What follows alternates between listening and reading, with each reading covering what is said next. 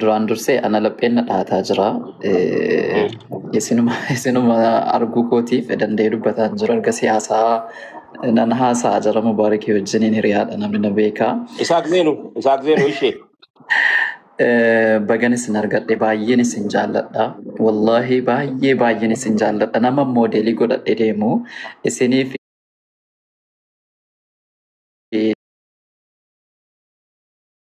baay'een isin jaalladha.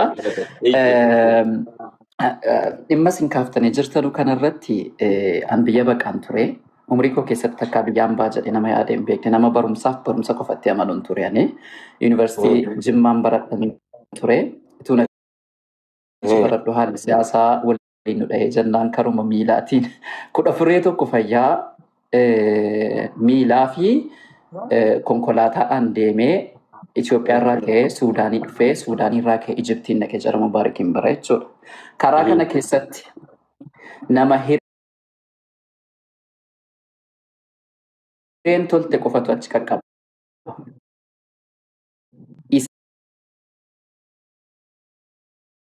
ba'u qofitti beekama malee inni achi gahu.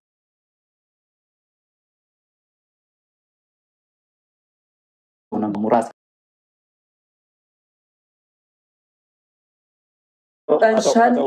Waggaa 5 achi yoom kaanee biyya UN nu fuute jennaan biyya faranjii deemnee yaaddaana yoom biyyatti gallaa osoo hin taane yoom nu umuriin keenya meeqa akka ta'e hin beeku umuriin keenya sani dhume qofa argina.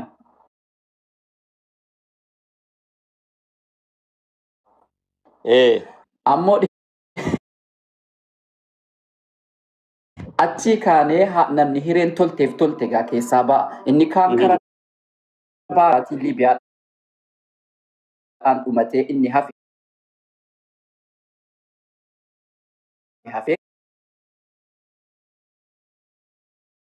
inni dhumatee gara Liibiyaatiin deema.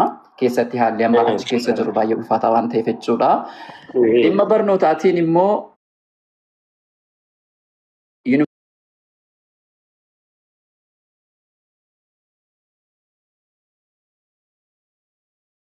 Naateenye qodaan keenya waldaa.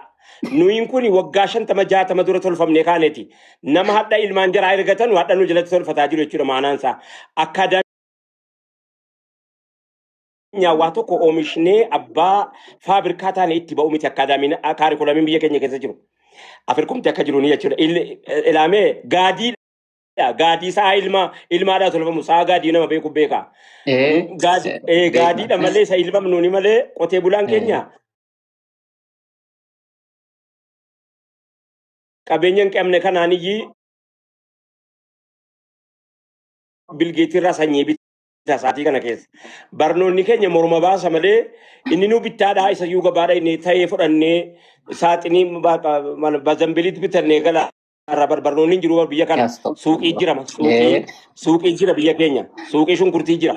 Anammaan qubetti kosi waan jedhu waa tokko ittiin hin qabu beekila inni nuyyuu akkamitti akkatti elaamma mana barnootaa tokko innaatti dhette ijoollee poteenshaalii feete yoon isiin qabaatte gaafii gaafatuun maal ta'uu barbaadde jedhanii gaafii yeroo jarri gaafatanii moodeela wayiitti himti nama haakima mana keessaa nama tajaajilu mana haakimii keessatti agartee ijoolleen kittibaatii waraannataa guddatte waan ta'e.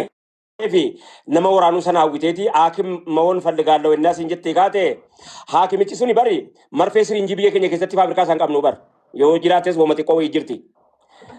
Marfee sirinjii kan Taayilaandiitii fi kan asiifachi waa jedhee kana jara kanaa jiraata malee amma biyya kanaa yaada jirtu kun miidhamtuudha moo fayyadamtuudha jedheetan hin barbaade. Mu'aazii kan jedhamu eenyuun uffata diimaa uffatu kun dubbadhume. Aye. Assalamualaikum warahmatullahi wabarakatuh. Waalaikumsalam warahmatullahi wabarakatuh. Dua fi tokkummaa galchaa yoo dandeessanii.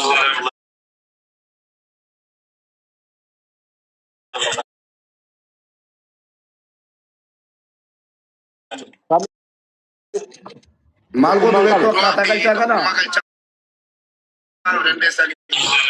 Gaara laa bakka gaara kuma furii dhibba shan jedhu sana. Nuti qabadhaa jirra. Abaaboo darbataa Bakka nama kuma furii laa qoyaa. Bakka nama kuma furii dhibba shanii sana yoo tuttanii